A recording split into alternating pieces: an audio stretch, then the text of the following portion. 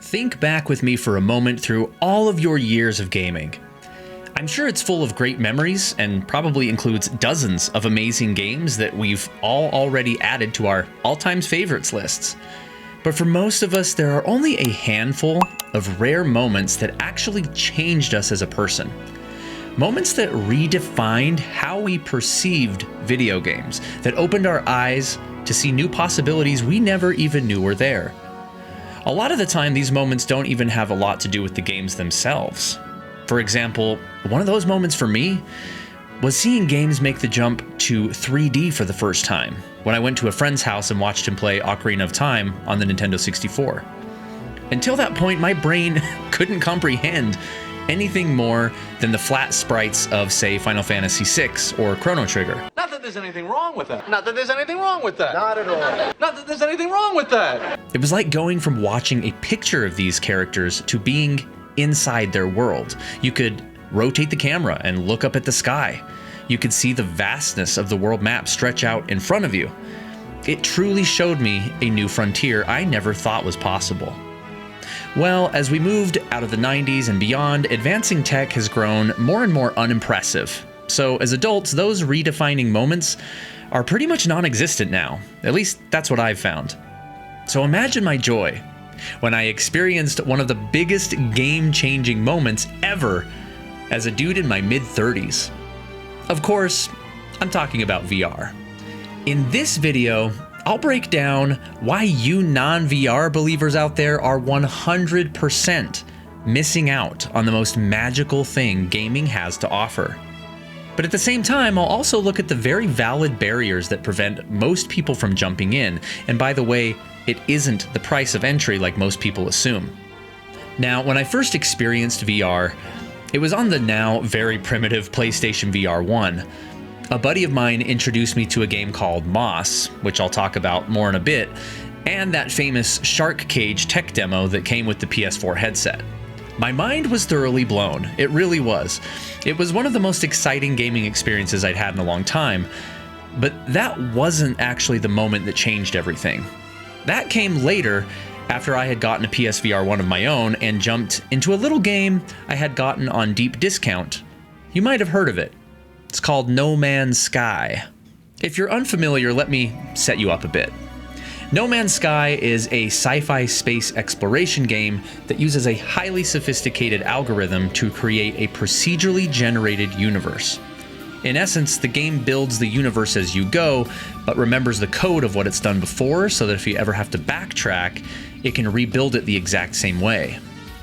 What this makes possible is a game that has, get ready for it, 18 and a half quintillion life-sized planets to explore.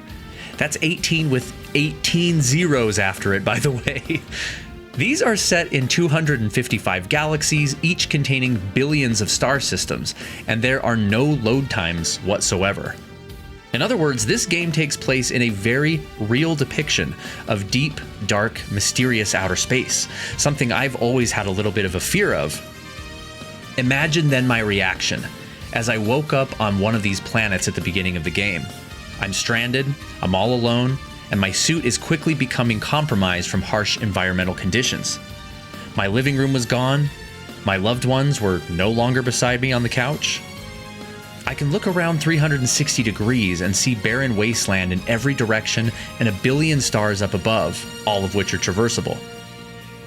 My first task was to gather materials and repair a small downed ship I found, and once I did this, I breathed a sigh of relief as I hopped into the cockpit and finally took off. This was the moment.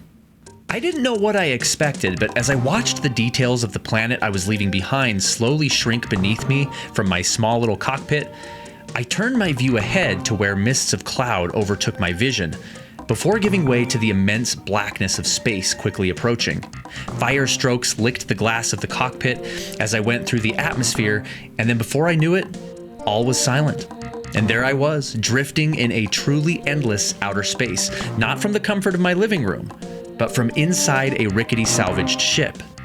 Fully immersed in VR, I suddenly felt a panic set in. A horrible and exciting loneliness I had literally never felt before in my life. What's out there? Where do I go now? What if I get lost and stranded if I run out of fuel? Suddenly, that hostile planet I had just left behind felt like a comforting family member, dwarfing my 6 o'clock, which I could see if I literally turned my body to look behind me. This video game produced new feelings I could not have ever felt otherwise. And I knew in that moment, VR was something very, very special. This was one of those hinge point moments I could count on one hand that changed gaming for me forever.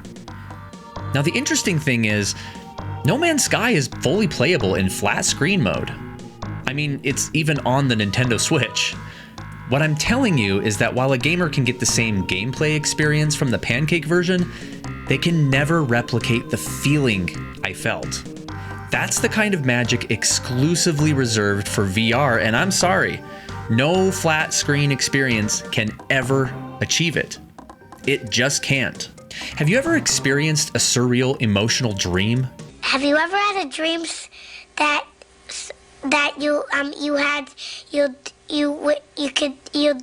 One that moved you so deeply and felt so real at the time that you just can't get it out of your head all day? Have you ever then tried to explain that dream to someone once you woke up? You go over every detail of what it looked like and what it felt like, and while you can tell that they can follow the concept of what you experienced, they simply are not grasping the weight of the emotion that was behind it. They can't understand what it was like to have been there. There's like no way to transfer that. That, my friends, is VR. So, if VR is so amazing, why hasn't it become mainstream? Why doesn't every home have a headset with people hooked up to it 24/7 like those guys in the movie Inception, accepting the fake reality as the real one? Well, there are a few reasons. And even though I'm getting on all you non-VR players' cases, I can definitely understand why you don't do it in light of what I'm about to explain. For one, game developers rarely invest big money into supporting it because it's a way bigger financial risk than standard games. VR is a tech innovation that requires all-in support, or it can never really leave the ground, so we end up stuck in this sort of weird, half-hearted middle place. Devs are usually only brave enough to dip their toes in, which result in tech demos or short and shallow and watered-down experiences. So why doesn't the market at large, the common man, grab this amazing technology by the horns and jump on in? Well, it's a hard sell, literally and metaphorically. Obviously, the first thing that comes to everyone's mind is the price. This is not the main issue, but let's talk about it real quick, as it is a valid obstacle. PC VR is the biggest investment. Since you need a high-end PC and a good compatible headset, you're probably looking at the $2,000 range. At the lower end is something like the Meta Quest, which is a standalone headset for about $500. But because it has to do its own onboard processing, including, regulating battery life, it falls victim to having much lower quality games and typically is much more uncomfortable to wear due to the weight.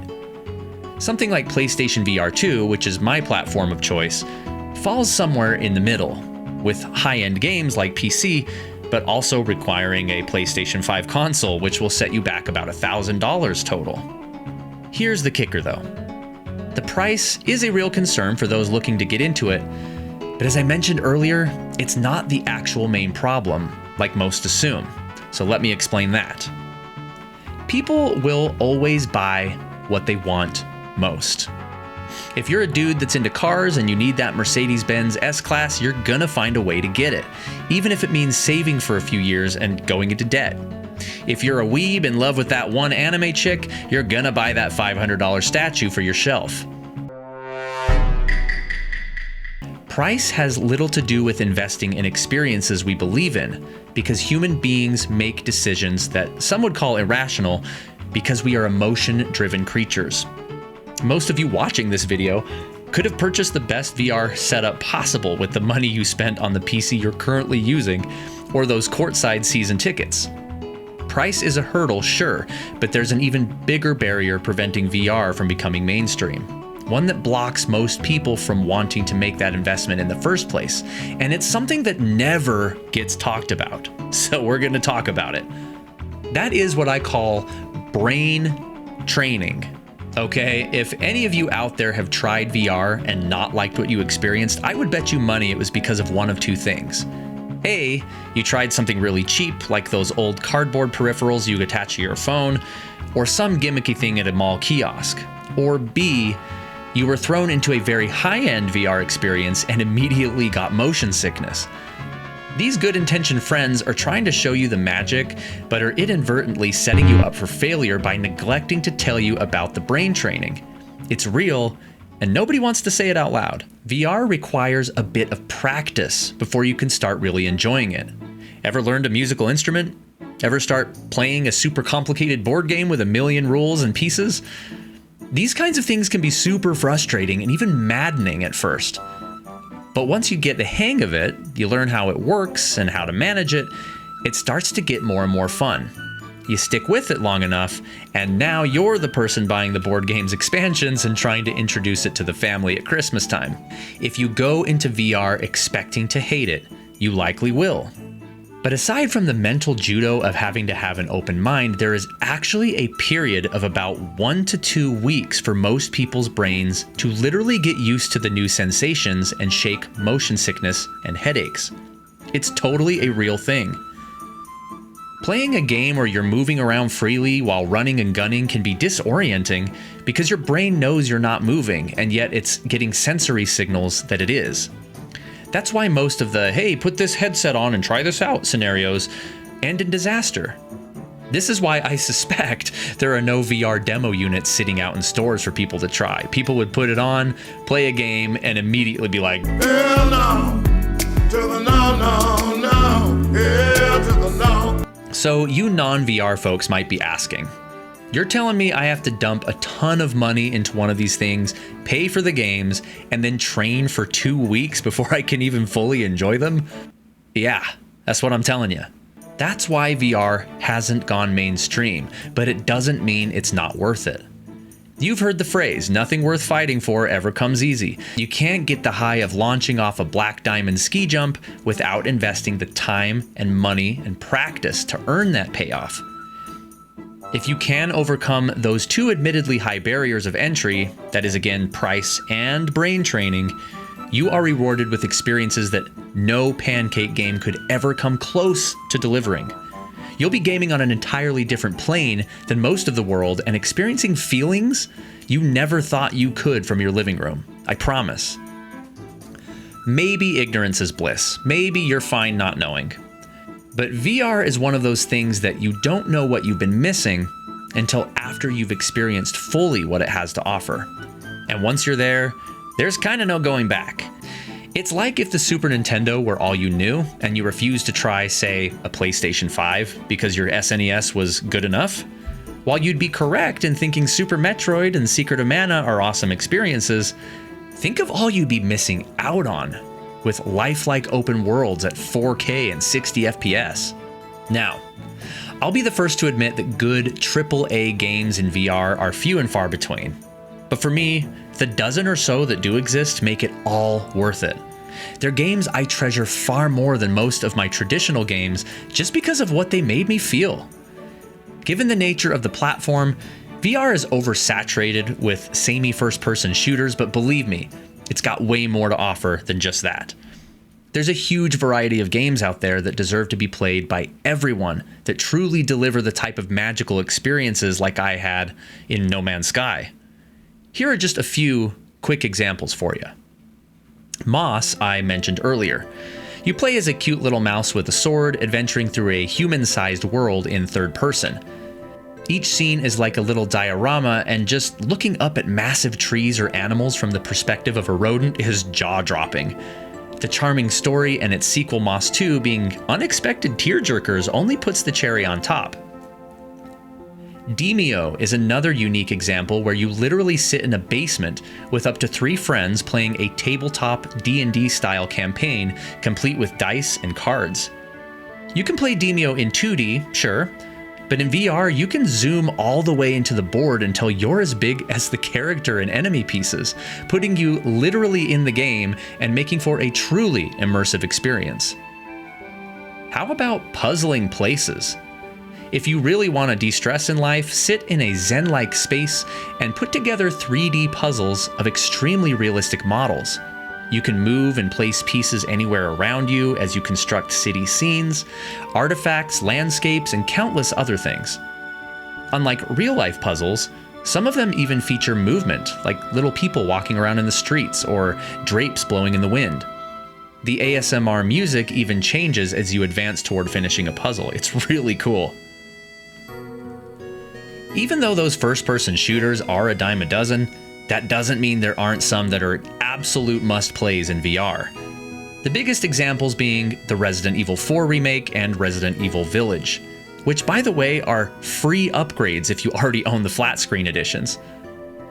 You think these games are scary in pancake mode, by the way? Try being actually inside the Spanish village or Lady D's castle with 3D audio and limited ammo.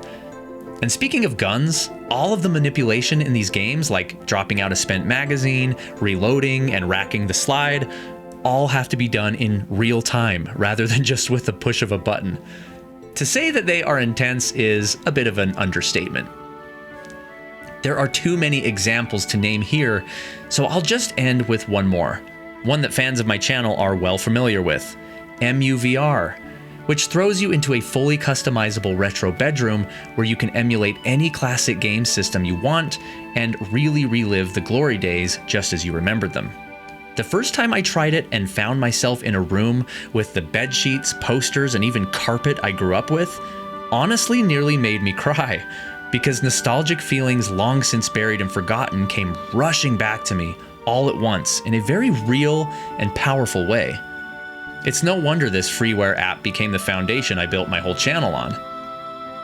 So, after all that, here is my point. VR is incredible and honestly criminally underrated by most people.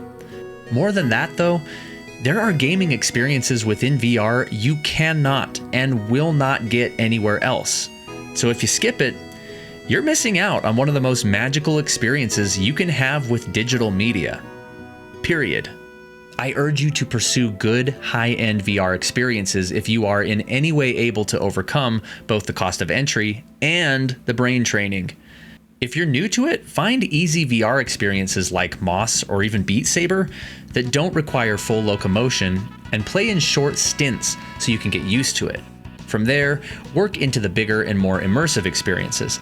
I promise if you give it a chance and really invest the time needed, you'll find it's worth it, just like I did. That's going to be it for today, everybody. This channel is now on its way to 5,000 subscribers, and I want to thank every one of you for getting me this far, especially the people on the screen right now.